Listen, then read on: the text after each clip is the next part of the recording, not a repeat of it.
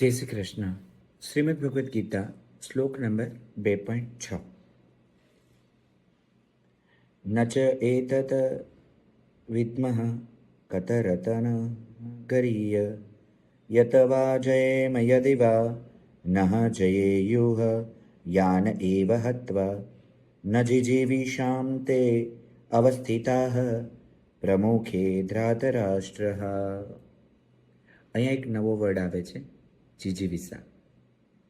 ઘણીવાર એવું બને કે હરણની પાછળ સિંહ પડે, પણ હરણ ભાગી જાય અને બચી જાય, કારણ કે હરણની જીવવાની જીજીવિષા સિંહની ભૂખ કરતાં મોટી છે.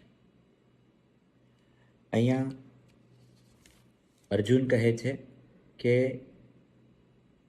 અમે તો એ પણ નથી જાણતા કે અમારા માટે યુદ્ધ કરવું કે ન કરવું, આ બંનેમાંથી શ્રેષ્ઠ શું? હવે દ્વંદ્વ શરૂ થાય છે, આ સાચું કે ખોટું, કરવું કે ન કરવું.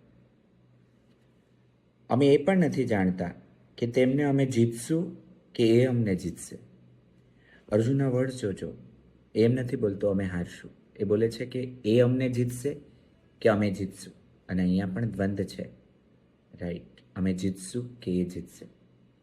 અને જેમને હણીને અમે જીવવા પણ નથી માંગતા, એવા અમારા આત્મીય ધૃતરાષ્ટ્રના પુત્રો અમારી સામે યુદ્ધ માટે ઊભા છે.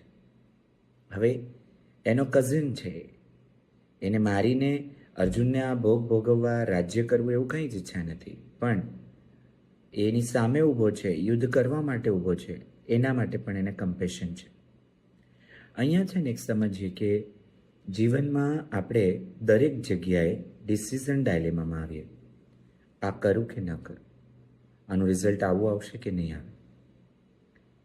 અને અર્જુન અત્યારે આ દ્વંદ્વની વચ્ચે ફસાઈ ગયો છે, આ સાચું કે ખોટું. હવે આપણે એ જોવા જેવું છે કે આપણે પણ લાઈફમાં આવા જ દ્વંદ્વમાં કેટલી વાર ફસાઈ જઈએ છીએ.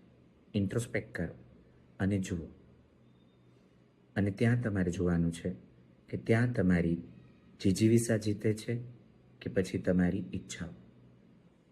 Thank you.